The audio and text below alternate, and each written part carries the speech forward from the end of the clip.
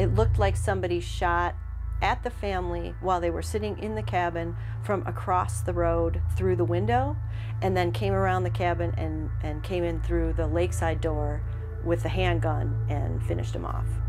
Death's first touch came through this window, a bullet shattering the glass while shattering the peace of this tiny, idyllic community. The year was 1968.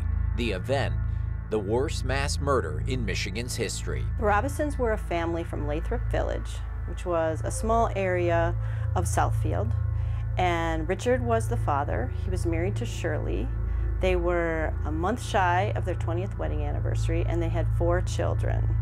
I think Richard Robison saw Good Hart as evidence of his success. If he could have a summer place and a beautiful place like that, then it meant that he had made it. And the summer of 1968 was supposed to be a special one for the Robisons. Their plan was to spend most of the season on the beach, having campfires at night, doing all the things that we still love to do in northern Michigan, with only one planned departure, a trip to Florida. They had told everyone, we're going to be gone for 3 weeks. And consider this was in 1968, no cell phones, no internet. Even long-distance telephone calls were expensive and were less common. So if someone said they were going to be gone for 3 weeks and you didn't hear from them, that wasn't unusual. But if someone had checked on the Robisons, they would have found this note pinned to the door, and maybe not thought twice about not hearing from the family for weeks. Had they actually opened that door, they would have found them.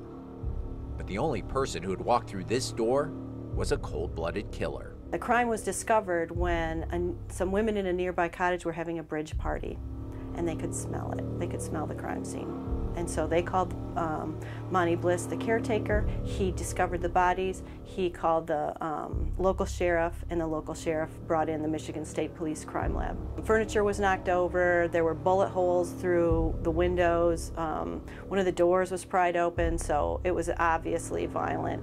The entire family shot, beaten, and left for a month in the summer heat before anyone, including investigators, knew anything about it. Crimes like this don't happen often anywhere, and never here, until now. Before the crime lab ever got a chance to take a look at the crime scene, probably, I would say 15 to 20 people had tromped through.